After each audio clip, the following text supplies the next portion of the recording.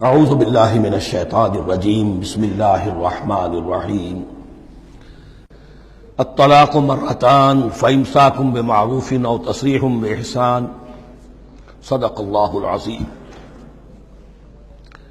پچھلی نشست میں جو مضامین آئے تھے ان میں سے ایک کے بارے میں مجھے احساس ہوا کہ میں نے ایک بات شروع کی تھی لیکن نامکمل رہ گئی۔ آیت الاختلاف کے بارے میں میں نے عرض کیا تھا کہ وحدت ادیان کے فلسفے کا ایک جز صحیح ہے، ایک غلط ہے۔ صحیح جز کی وضاحت تو ہو گئی کہ یہ تمام جتنے بھی دنیا میں مذاہب ہیں اور دین ہیں یہ سب اسی دین حق سے نکلی ہوئی شاخیں ہیں۔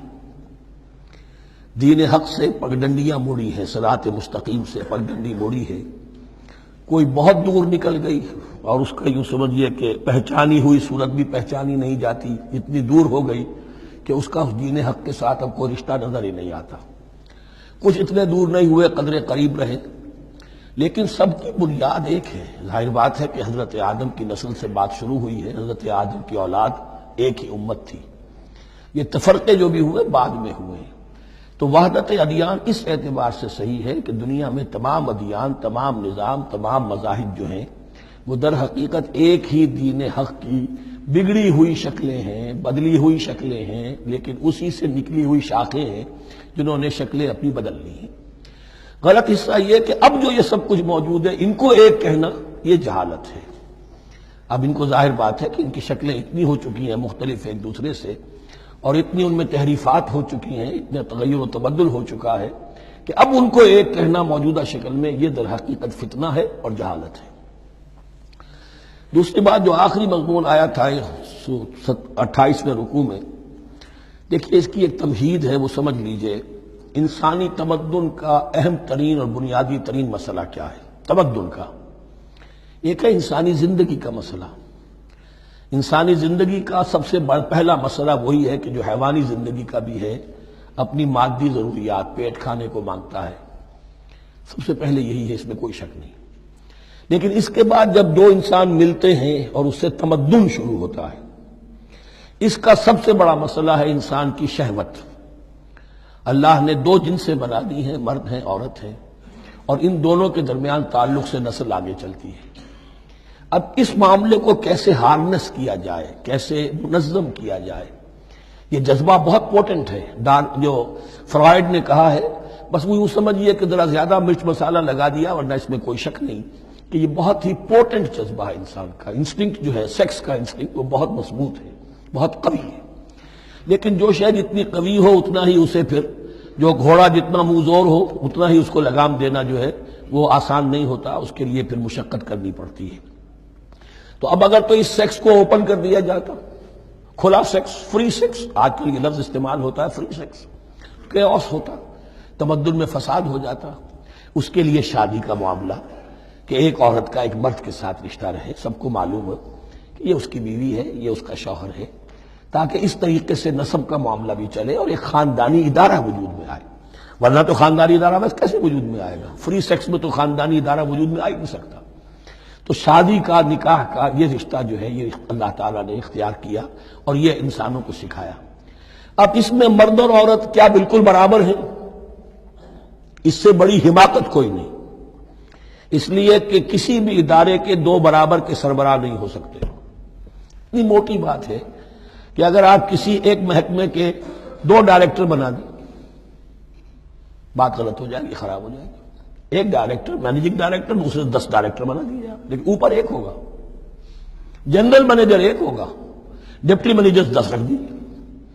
ہر ادارے میں اگر نظم قائم کرنا ہے تو ایک اوپر ٹاپ پر ہونا چاہیے۔ لہذا جب ایک مرد اور ایک عورت، مرد اور عورت انسان ہونے کے ناطے بالکل برابر ہیں، ایک ہی باپ کے نطفے سے بیٹا بھی ہے، بیٹی بھی ہے، ایک ہی ماں کے رحم میں بھائی نے بھی پرورش پائی ہے اور بہن نے بھی، اس اعتبار سے وہ برابر ہیں۔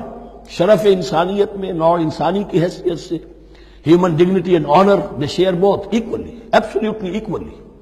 لیکن جب ایک مرد اور ایک عورت مل کر خاندان کے بنیاد رکھتے ہیں تو اب یہ برابر نہیں رہے۔ جیسے انسان سب برابر ہیں، لیکن چپڑاسی اور افسر برابر نہیں ہے، اس کے کچھ اور اختیارات ہیں، اس کے کچھ اور اختیارات ہیں، اس کے کچھ اور فرائض ہیں، اس کے کچھ اور فرائض ہیں۔ اس طریقے سے اس رشتے کے معاملے میں اور یہ بھی نوٹ کر لیجئے کہ یہی وجہ اس قدر تفصیل کے ساتھ سب سے پہلے احکام قرآن میں دیے جا رہے ہیں اسی آئلی قوانین کے متعلق۔ لیکن تمدن کی جڑ بنیاد یہ ہے، یہاں سے خاندان بنتا ہے، اور خاندانوں کے اجتماع کا نام معاشرہ ہے۔ خاندان کا نظام، اب ہمارا پاکستانی جو معاشرہ ہے، اگر ہماری 14 کروڑ تعداد ہے اس وقت، 7 افراد ایک خاندان کے اگر آپ شمار کر لیں تو آپ سمجھیے اتنے خاندان ہماری دنیا میں اس وقت موجود ہیں، 2 کروڑ خاندان ہیں، ان خاندانوں پر مشتمل ہے۔ خاندان کا ادارہ مستحکم ہوگا، معاشرہ مستحکم ہو جائے گا۔ خاندان کے ادارے میں صلاح ہوگی، فلاح ہوگی، معاشرے میں صلاح و فلاح آئے گی۔ وہاں فتور ہوگا، فساد ہوگا، بے چینی ہوگی، ظلم ہوگا، ناانصافی ہوگی، وہاں کنفلکٹس ہوں گے، میاں اور بیوی میں جو ہے جھگڑے ہو رہے ہوں گے، تو اولاد کی تو جو ہے پھر وہاں تربیت صحیح نہیں ہو سکتی، ان کی تربیت میں منفی چیزیں شامل ہو جائیں گی۔ تو یہ ساری چیزیں جس کی وجہ سے بڑی تفصیل سے قرآن مجید میں احکام دیے گئے ہیں آئلی قوانین، ان میں جہاں تک یہ معاملات ہے، طلاق کا معاملہ ہے، اس میں برابر نہیں ہے۔ شادی کرنے میں عورت کو بھی حق ہے، وہ شادی سے انکار کر دے، جبر نہیں کیا جا سکتا۔ ایک مرتبہ وہ نکاح میں آ گئی ہے تو اب شوہر کا پلڑا بھاری ہے، شوہر اسے طلاق دے سکتا ہے، اگر ظلم کے ساتھ دے گا اللہ کے ہاں جواب دہی کرے گا اور پکڑ ہو جائے گا، لیکن اختیار ہے۔ وہ خود طلاق نہیں دے سکتی، البتہ طلاق حاصل کر سکتی ہے خلا جسے ہم کہتے ہیں، وہ عدالت کے ذریعے سے، بڑوں کے ذریعے سے، رشتہ داروں کے ذریعے سے خلا کرے، لیکن طلاق دینے کا حق اس کو برابر نہیں ہے مرد کی طرح۔ اسی طرح اگر ایک طلاق دی تھی مرد نے اور اب یہ عدت پوری نہیں ہوئی ہے، وَبَعُولَتُهُنَّ أَحَقُّ بِرَدِّهِنَّ، اب وہ کہے تو نے طلاق دے دیا، میں تیرے گھر میں بسنے کو تیار نہیں ہوں، نہیں، اختیار مرد کا ہے، عدت کے اندر 3 مہینے کے اندر وہ اس کو واپس لے سکتا ہے، اس کو طلاق رجعی کہتے ہیں۔ یہ تمام چیزیں ایسی ہیں کہ بہرحال خواتین کو اچھی نہیں لگتی، اور آج کی دنیا میں تو جو یہ مرد و عورت کی مساوات کا سلسلہ ہے، یہ شیطان کا سب سے بڑا فلسفہ اور معاشرے میں فساد اور گندگی پیدا کرنے کا اس کا سب سے بڑا ہتھیار ہے۔ اور اب جو کچھ رہی صحیح اقدار ہماری ایشیا کے ممالک جو ہیں، زیادہ تر مسلمان ممالک ہیں، ان میں خاندانی نظام کی جو بچی کھچی شکل رہ گئی ہے اس کو برباد کرنے کے لیے یہ قاہرہ کانفرنس اور بیجنگ کانفرنس، اس ایشیا کا گھیراؤ دونوں طرف سے، مشرق سے اور مغرب سے، کہ عورت کو آزاد کرو، عورت کو اٹھاؤ، ایمینسیپیشن کے نام پر، آزادی کے نام پر، اور مرد و عورت کی مساوات کے نام پر، تاکہ خاندانی نظام ٹوٹ کر رہ جائے، جیسے کہ ان کے ہاں ٹوٹ چکا ہے۔ خاندانی نظام نے، یہ کلنٹن صاحب نے کہا تھا اپنے سال 9 کے میسج میں کہ عنقریب ہماری قوم، امریکن نیشن، بہت جلد اس کی اکثریت حرامزادوں پر مشتمل ہوگی، born out of wedlock, وہ کسی شادی کے نکاح کے نتیجے میں کوئی وجود میں نہیں آئے ہیں، زنا کے نتیجے میں وجود آئی بھی قوم ہوگی۔ 1 پیرنٹ فیملی رہ گئی ہے، ماں ہی باپ ہے اور وہی ماں ہے، اور وہ دونوں وہ جانتے ہی نہیں۔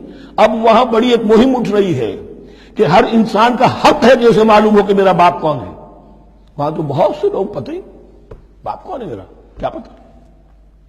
یہ تباہی ہے جو اس معاشرے پر آ چکی ہے، اور ہمارے ہاں بھی لوگ اسی معاشرے کی نقالی پر چل رہے ہیں۔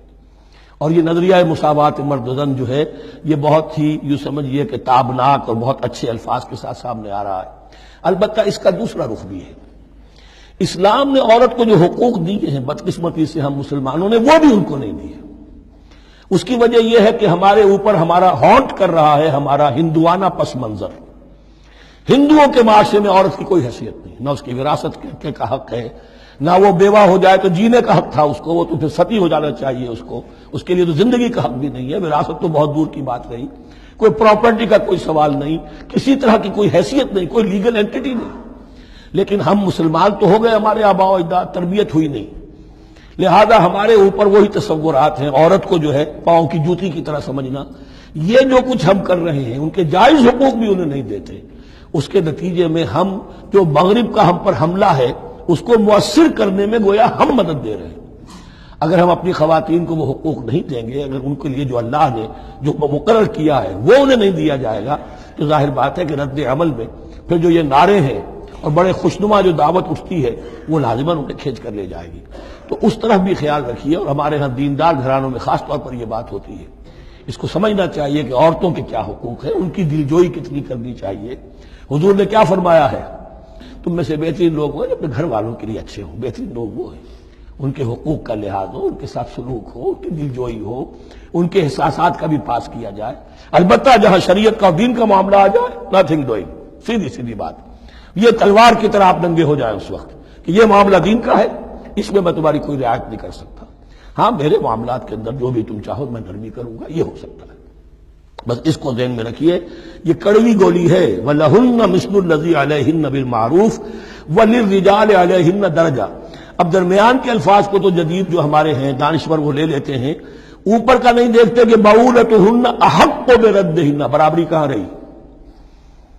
شادی کرتے ہوئے برابری ہے، عورت کہہ سکتی میں شادی نہیں کرتی، شادی نہیں ہوگی، اس وقت برابری ہے، دونوں کی رضامندی سے شادی ہوگی، یہ برابری ہے۔ لیکن جب ایک مرتبہ بیوی بن گئی اب برابر نہیں ہے۔ اب یہ فلسفہ جا کر پوری طرح بیان ہوگا سورہ نساء میں، اور الرجال قوامون علی النساء، یہ بات پھر وہاں آئے گی۔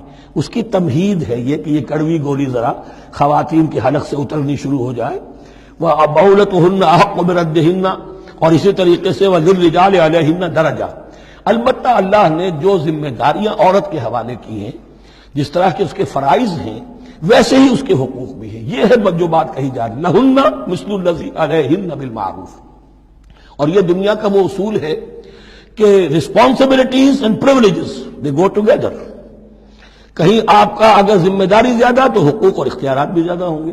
ذمہ داری بہت ڈال دی، حقوق و اختیارات اتنے ہیں نہیں، آپ ذمہ داری ادا نہیں کر سکتے۔ جہاں ذمہ داری کم ہوگی وہاں حقوق و اختیارات بھی کم ہوں گے۔ یہ دونوں چیزیں پروپورشنیٹ چلتی ہیں۔